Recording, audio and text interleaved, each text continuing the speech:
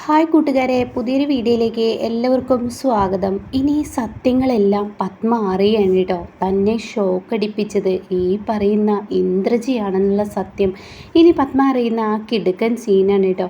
അങ്ങനെ ഇനി ഇവിടെ ആരാണിത് ചെയ്തതെന്ന് അറിയാൻ വേണ്ടി ഏറ്റവും കൂടുതൽ തിടുക്കം ഇവിടെ നന്ദിനിയുടെ പേരിൽ കുറ്റം ചുമത്തിയതും തൻ്റെ പേരിൽ കുറ്റം ചുമത്താൻ നോക്കിയതും ഒക്കെ സൂര്യക്ക് അറിയാലോ. കാരണം ഏറ്റവും കൂടുതൽ ഇവിടെ നന്ദിനിയെ കൊല്ലാനാണ് നോക്കിയതെന്ന് അറിയുമ്പോൾ സൂര്യയുടെ രക്തം തിളച്ച് തുടങ്ങി കേട്ടോ.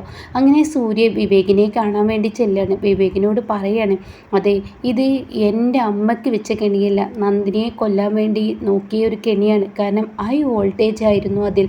ഹൈ വോൾട്ടേജ് ആയതുകൊണ്ട് തന്നെ അതിൽ നന്ദിനി തൊട്ട് കഴിഞ്ഞാൽ ഒരു പക്ഷേ അമ്മക്ക് സംഭവിച്ചതുപോലെ ആയിരിക്കില്ല, ആ പാവം പെണ്ണിനെ കൊല്ലുമായിരുന്നു എന്ന സത്യം വെളിപ്പെടുത്താൻ കേട്ടോ. ഇത് കേൾക്കുന്ന വിവേക് പറയണേ, എൻ്റെ പെങ്ങളുകുട്ടിയെ മനഃപൂർവ്വം ആരും കൊല്ലാൻ വേണ്ടി ശ്രമിച്ചു തന്നെ. അപ്പോൾ എന്തായാലും ഇതങ്ങനെ വെറുതെ വിട്ടാൽ ശരിയാവത്തില്ല, ഇതിന് തിരിച്ചടി കൊടുക്കണമെന്ന് പറയും കേട്ടോ. അത് കേൾക്കുന്നതിനോടുകൂടി ശരിയാണ്, ഇതിന് തിരിച്ചടി കൊടുക്കണം, ഇതാരാണ് ചെയ്തതെന്ന് നമുക്ക് ചെക്ക് ചെയ്യണമെന്ന് പറയും കേട്ടോ. അങ്ങനെ CCTV ദൃശ്യത്തിലൂടെ തനിക്കിത് കണ്ടുപിടിക്കാമെന്ന് വിവേക് ഇങ്ങനെ പറയാണ് സൂര്യയോട്. അപ്പോൾ സൂര്യ പറയണേ, നീ അതിന് വേണ്ട നടപടികൾ പെട്ടെന്ന് നോക്കിയെന്ന് പറയണേ. പിന്നീടാണെങ്കിലോ വിവേകും സൂര്യയും കൂടി CCTV ദൃശ്യങ്ങൾ ഓരോന്നായി പരിശോധിക്കുകയാണ് കേട്ടോ. അങ്ങനെ ഈ സമയം വിജയുടെ കഴുത്തിൽ കുറച്ച് വയറൊക്കെ എടുത്ത് വിജയ് ആ ഭാഗത്തോട്ട് പോകുന്നതും മെഷീനിലോട്ട് ഷോക്ക് ഘടിപ്പിക്കുന്നതും ഒക്കെ ഇങ്ങനെ ഈ CCTV ദൃശ്യത്തിൽ കാണാൻ കേട്ടോ. ഇത് കാണുന്നതിനോടുകൂടി തനിക്കിത് സഹിക്കില്ല കേട്ടോ. താൻ ആ CCTV ദൃശ്യം തൻ്റേതിലോട്ട് കോപ്പി ചെയ്ത് സെൻഡ് ചെയ്യാൻ വേണ്ടി വിവേകിനോട് സൂര്യ പറയുകയാണ്. അപ്പോൾ ഈ സമയം സൂര്യ അതുപോലെ ചെയ്യുന്നുണ്ട് കേട്ടോ. എടാ, നിൻ്റെ പരിപാടി എന്താ? ഇനി നീ എന്താ ചെയ്യാൻ ഉദ്ദേശിക്കുന്നത്? അല്ല, എൻ്റെ അമ്മ എന്ന് പറയുന്ന പോരാളി ഉണ്ടല്ലോ, എൻ്റെ അമ്മയ്ക്ക് എല്ലാവരെയും പുച്ഛമാണ്. കാരണം ഞാൻ ആദ്യം ഒരു സ്നേഹിച്ചിരുന്ന ഒരു പെൺകുട്ടി ഇതുപോലെ പണമില്ല എന്നതിൻ്റെ പേരിൽ ആ പെൺകുട്ടിയെ കൊന്നു. അതുപോലെ തന്നെ നന്ദിനിയെയും പണമില്ലാത്തതിൻ്റെ പേരിൽ ഒരു മനുഷ്യപരിഗണന കൊടുക്കാതെ ഇങ്ങനെ കൊല്ലാക്കൊല ചെയ്യുന്നത് കണ്ട് എനിക്കൊരിക്കലും നിൽക്കാൻ കഴിയില്ല. ഇതിന് മറുപടി കൊടുത്തിരിക്കണമെന്ന് പറയാം കേട്ടോ. അപ്പോൾ ഈ സമയം വിവേക് ചോദിക്കാൻ, നീ എന്താ ചെയ്യുന്നത്? അതൊക്കെയുണ്ട്, നീ എൻ്റെ കയ്യിൽ സെൻഡാക്കിയില്ലേ? അതെ, ആദ്യം എൻ്റെ ആളിയനെ ഒന്ന് തൂക്കി എറിയണം. അതിനെന്താ വഴി? അതിനൊക്കെ വഴിയുണ്ട്, മദ്യം തന്നെ. അങ്ങേര് ഈ ഓഫീസിലോട്ട് നാളെ എത്തുമ്പോൾ അങ്ങേരെ നമുക്കങ്ങ് തൂക്കിയെടുക്കാം. ഞാനുണ്ടാവില്ല, ഞാൻ ഇന്ന സ്ഥലത്ത് നിൽക്കുന്നുണ്ടോ, നീ അങ്ങോട്ടേക്ക് കൊണ്ടുവരണം എന്ന് പറയാം കേട്ടോ. അങ്ങനെ ഈ സമയം ശരി, ഞാൻ കൊണ്ടുവരാം എന്ന് പറയണേ. അങ്ങനെ ഈ സമയം മദ്യവുമായി വിവേക് എത്താണ്. വിവേക് വിജയോട് പറയണേ, വിജയ്, ഇന്ന് ബ്രാൻഡഡ് മദ്യം കിട്ടിയിട്ടുണ്ട്, വിദേശ മദ്യമാണ്, നിനക്ക് വേണോ എന്നൊക്കെ ചോദിക്കുകയാണ് കേട്ടോ. അത് അളിയ, പിന്നെ ഇന്ദ്രജ മേഡം അറിയില്ല, നമുക്ക് വേണമെങ്കിൽ ഇപ്പോൾ ഒരു ഹാഫ് ലീവ് എടുത്താൽ നമുക്ക് പോവാമെന്ന് പറയട്ടോ. അല്ല, അത് വിഷയമാവോ? ഇല്ല, വിഷയമാവില്ല, ഞാൻ തരാം. എന്തായാലും നമുക്ക് വേണമെങ്കിൽ പറഞ്ഞാൽ മതി, വേണ്ടെങ്കിൽ വേണ്ട. എൻ്റെ ഒരു കൂട്ടുകാരൻ കൂടുതൽ. അല്ല സൂര്യ അറിയില്ലേ? സൂര്യ ഒന്നും അറിയില്ല, സൂര്യ അറിയാതെ നിനക്ക് തരുന്നതെന്ന് പറയട്ടോ. അങ്ങനെ ഈ സമയം അല്ല, സൂര്യ അറിഞ്ഞാലും കുഴപ്പമില്ല, അവനെയും കൂടെ നമുക്ക് വിളിക്കാം. അത് വേണ്ട, അങ്ങേറെ ഒരു പക്ഷേ എന്നെ വഴക്ക് വരും ചീത്ത പറയുന്നൊക്കെ പറയുമ്പോൾ ഇല്ല, അതൊന്നും ഉണ്ടാവത്തില്ല, നമുക്ക് പോവാമെന്ന് പറയട്ടോ. അങ്ങനെ ഈ വാക്കുകൾ കേട്ട് വിവേകിനെയും കൊണ്ടുപോകാൻ കേട്ടോ. അങ്ങനെ വിജയ്ക്ക് ഇങ്ങനെ മദ്യം കൊടുത്തു തുടങ്ങണം. അപ്പോൾ അയ്യോ, ഇത്രയും വിദേശമായ മദ്യം ഞാൻ ഇന്നേ വരെ കഴിച്ചിട്ടില്ല, ഇങ്ങനെ ബ്രാൻഡ് കഴിക്കണം, എന്നാലാണ് അതിൻ്റേതായൊരു സുഖം കിട്ടുക. എന്തായാലും നിനക്ക് എന്നോട് സ്നേഹമുണ്ടടാ, അതെനിക്ക് മനസ്സിലായില്ല, അതുകൊണ്ടാണല്ലോ നീ എനിക്ക് മദ്യമൊക്കെ തരുന്നത്, അല്ലായിരുന്നെങ്കിൽ നീ എനിക്ക് മദ്യം തരൂ എന്നൊക്കെ പറഞ്ഞിട്ട് ഇങ്ങനെ സംസാരം തുടരുകയാണ് കേട്ടോ.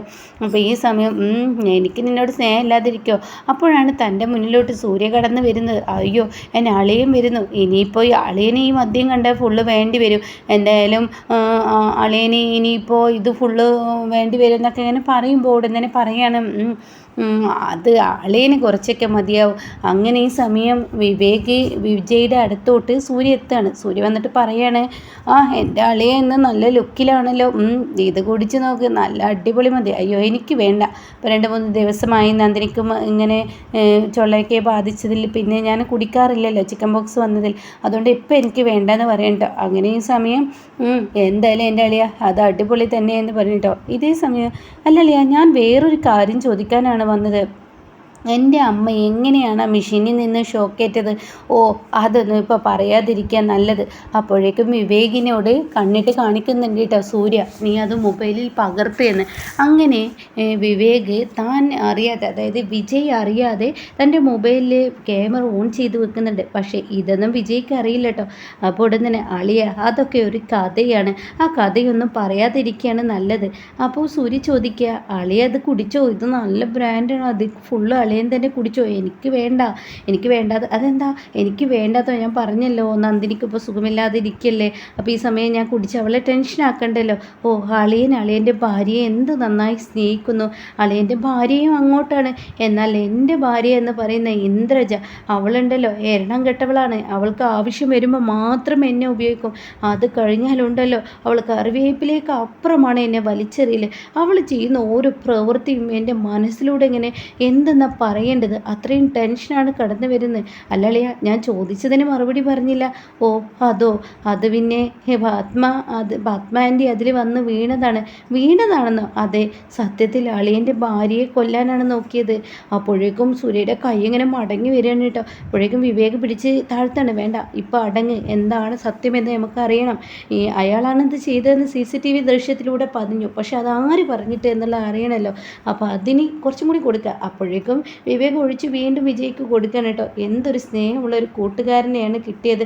വെറുതെ അല്ല അളിയൻ 24 മണിക്കൂർ ഇതിങ്ങനെ കുടിച്ച് നോക്കുന്നത്. ഇവനെ പോലെ ഒരു കൂട്ടുകാരനെ കിട്ടണോ? ഓ, അതിനെന്താ, ഞാൻ ഇനി മുതൽ നിൻ്റെയും കൂട്ടാവാൻ. നിനക്കും വിദേശം ആണോ? എനിക്ക് വിദേശ മദ്യം കൊണ്ടുവന്ന് തരുമോ? ആ, കൊണ്ടുവന്ന് തരാം, അതുകൊണ്ട് കുടിച്ചോ എന്നൊക്കെ പറഞ്ഞിങ്ങനെ കുടിപ്പിക്കുകയാണ് കേട്ടോ. അപ്പോൾ ഈ സമയം അല്ലളിയ, ആരാണ് സത്യത്തിൽ ഈ ഒരു അമ്മ ഷോക്കേറ്റത്? അത് മെഷീനിൻ്റെ വല്ല പ്രശ്നം കൊണ്ടാണോ? ഏയ്, വിദേശത്ത് നിന്നും ഇറക്കിയ മെഷീനല്ലേ, അതിന് യാതൊരു വിധ പ്രശ്നവുമില്ല. അതിന് പ്രശ്നങ്ങളൊക്കെ വരുത്തിയത് ഞാനാണ്. അളിയൻ എന്തിനാ പ്രശ്നം വരും? അത് പിന്നെ എൻ്റെ ഭാര്യ ഇന്ദ്രജയുണ്ടല്ലോ, അവൾ നന്ദിനിയെ കൊല്ലാൻ വെച്ച പ്ലാനാണ്. പക്ഷെ അതിൽ വീണത് ഈ പറയുന്ന ആൻറ്റിയാണ്. അത് കേൾക്കുന്ന സൂര്യക്ക് അടിമുടി കയറി വരികയാണ് കേട്ടോ. സൂര്യക്ക് ദേഷ്യം അങ്ങ് കയറണം. ഇതേ സമയം പറയട്ടെ എന്ന് സൂര്യയോട് വിവേക് പറയാണ്. അല്ല, എന്തിനപ്പം നന്ദിനിയെ കൊല്ലുന്നത്? അതൊക്കെ ഒരു കാരണമാണല്ലോ. ഇത്രയും നാളും നന്ദിനി എന്ന് പറയുന്നവളെ അവൾ ഉപയോഗിച്ചത്, അവളേക്കാൾ നല്ലൊരു പെണ്ണ് അവിടോട്ട് സൂര്യയുടെ ഭാര്യയായി വരാനും പത്മ ആൻറ്റിയുടെ മരുമകളായി വരാനും പാടില്ല എന്നുള്ള ആ ഒരു നിലപാടിലാണ് നന്ദിനിയെ കല്യാണം കഴിക്കാൻ പറഞ്ഞത്. പക്ഷേ ഇപ്പോൾ നന്ദിനി തന്നെ താഴ്ത്തിയും കൊണ്ട് സൂര്യ അവൾ ഓണാക്കേണ്ട മെഷീന് ഈ പറയുന്ന നന്ദിനി ഓണാക്കാൻ പറഞ്ഞപ്പോൾ അവൾക്ക് പിന്നീട് പ്രതികാരമായി. ഓരോ ദിവസവും നന്ദിനി വിജയിച്ചും കൊണ്ടിരിക്കുകയാണല്ലോ. നന്ദിനി അപാര ബുദ്ധിയുള്ളവളാണ്, എന്നാൽ പൊട്ടിയുമാണ്. മറ്റുള്ളവരെ സഹായിക്കണം എന്നുള്ളതല്ലേ ഉള്ളൂ. പക്ഷേ ഒരിക്കലും പ്രതീക്ഷിച്ചില്ല. ഇന്ദ്രജയുടെ കണക്ക് കൂട്ടലുകളെല്ലാം തെറ്റിച്ചു. പത്മാൻറ്റി അത് ഓണാക്കുന്ന ഒരിക്കലും പ്രതീക്ഷിച്ചില്ല സൂര്യ. അതാണ് സംഭവിച്ചത്. എന്തായാലും സൂര്യ, ഞാൻ എന്നോടൊരു കാര്യം പറയുന്നു. എൻ്റെ ഭാര്യ എന്നോട് എന്തെങ്കിലും പറഞ്ഞാൽ എനിക്ക് ചെയ്തേ പറ്റത്തുള്ളൂ. ഞാനത് ചെയ്യുകയും ചെയ്യും. അല്ലെങ്കിൽ എനിക്ക് ആ വീട്ടിൽ നിലനിൽപ്പുണ്ടാവില്ലല്ലോ. അതുകൊണ്ട് നന്ദിനി ഒരു പാവം പെണ്ണാണ്, അതിനൊരു ബുദ്ധിയില്ല. അത് എല്ലാവർക്കും എല്ലാ സഹായം ചെയ്യും. പക്ഷെ ആ പാവത്തിന് 24 മണിക്കൂറും ഇട്ട് ദ്രോഹിക്കുകയാണ് ആ വീട്ടിലുള്ളവർ ചെയ്യുന്നത്. എന്ത് ചെയ്യാൻ, പാവങ്ങളുടെയൊക്കെ വില അങ്ങനെയാണല്ലോ. അപ്പം എനിക്കും പീഡനം അനുഭവിച്ചും കൊണ്ടിരിക്കുകയാണല്ലോ. എൻ്റെ പീഡനം ആര് കാണാൻ? ഞാൻ ഇന്ദ്രജയുടെ ഭർത്താവാണത്ര. ഭർത്താവ്, പേരിനുള്ള ഭർത്താവ്, അല്ലാതെ എന്ത് ഭർത്താവെന്ന് പറയാൻ എന്നെ കൊള്ള. അവളുടെ ആവശ്യങ്ങൾക്ക് എന്നെ ഉപയോഗിക്കുന്നു. അത് കഴിഞ്ഞാൽ എന്നെ അങ്ങ് വലിച്ചെറിയും എന്നൊക്കെ പറയുമ്പോൾ ഇത് കേൾക്കുന്ന സൂര്യക്ക് സഹിക്കില്ല കേട്ടോ. അങ്ങനെ സൂര്യ പിന്നീട് കരണം നോക്കി ഒന്നങ്ങ് കൊടുക്കുകയാണ് വിജയുടെ. എന്തിനാളിയാ എന്നെ അടിച്ചത്? എടോ, താൻ ഇത്രയും ദുഷ്ടബുദ്ധി ചെയ്ത് തന്നെയുണ്ടല്ലോ എന്നും പറഞ്ഞിട്ട് ആ മദ്യം ഒരൊറ്റേറും അളിയാ, ഇത് ഫുള്ള് എനിക്ക് തരാമെന്ന് പറഞ്ഞിട്ട് തറയിൽ വീണ് പൊട്ടിക്കുന്നത്, വണ്ടിയിൽ പിടിച്ച് കയറ്റടോ ഇവനെ എന്നും പറഞ്ഞിട്ട് വിവേകിനോട് വിജയനെ പിടിച്ച് കയറ്റാൻ പറയണം കേട്ടോ. ഇതേ സമയം കാറിൽ നിന്നും ഇറങ്ങി വരുമ്പോൾ തന്നെ അളിയൻ എന്നാലും ആ ഫുള്ള് മദ്യം തരാമെന്ന് പറഞ്ഞ് എന്നെ പറ്റിക്കരുതായിരുന്നു. അപ്പോൾ ഈ വിജയ് കുടിച്ച് വരുന്നത് കാണുമ്പോൾ തന്നെ പത്മക്ക് ദേഷ്യം പിടിക്കുകയാണ്. ഇന്ദ്രജയെ എന്ന് പറഞ്ഞ് വിളിക്കുമ്പോൾ ഇന്ദ്രജ ചെല്ലാണ്. നിങ്ങൾ എന്താ ഈ കാണിച്ചു വെച്ചിരിക്കുന്നത്? അത് പിന്നെ അളിയൻ എനിക്ക് മദ്യം തന്നു, ഞാൻ കഴിച്ചു. പക്ഷെ അളിയൻ അത് ഫുള്ള് കുടിക്കാൻ എന്നെ സമ്മതിച്ചില്ല എന്നങ്ങ് പറയുമ്പോൾ ഉടൻ തന്നെ സൂര്യയുടെ നേർക്കങ്ങ് ഒച്ചയെടുക്കുകയാണ് കേട്ടോ പത്മ. എടാ, നീയോ ഇവിടെ 24 മണിക്കൂറും കുടിച്ച് നടക്കുകയാണ്. അതിനിടയ്ക്ക് ഇനി ഇവനെ പോലെ യാതൊരു ബുദ്ധിയുമില്ലാത്ത കുടിച്ച് നശിപ്പിക്കണം. അപ്പോഴേക്കും ഇന്ദ്രജയ്ക്ക് അങ്ങ് ദേഷ്യം പിടിക്കുകയാണ് കേട്ടോ. എടാ സൂര്യ, നീ എന്താണ് ചെയ്തത്? എൻ്റെ ഭർത്താവിനെ നീ കുടിപ്പിക്കണോ എന്ന് ചോദിക്കുമ്പോൾ ഉടൻ തന്നെ അവിടോട്ട് യതീന്ദ്രൻ കയറി വരികയാണ് കേട്ടോ. അങ്ങനെ യതീന്ദ്രൻ പറയണം, ഇയാളെ കുടിപ്പിച്ചത് യതീന്ദ്രൻ്റെ മുന്നിൽ സൂര്യ പറയാണ്, ഇയാളെ കുടിപ്പിച്ചത് കൊണ്ട് അച്ഛാ ചില സത്യങ്ങൾ എനിക്കറിയാൻ കഴിഞ്ഞു. അത് കേട്ടോടുന്നതിന് എന്ത് സത്യം? അപ്പോഴേക്കും പത്മ, എന്ത് സത്യം? ഇന്ദ്രജയാണെങ്കിലും പേടിക്കുന്നുണ്ട് കേട്ടോ. ഈ സമയം എന്താ കണ്ടോളൂ, ഈ ഒരു CCTV ദൃശ്യം ആദ്യം ഒന്ന് കാണൂ.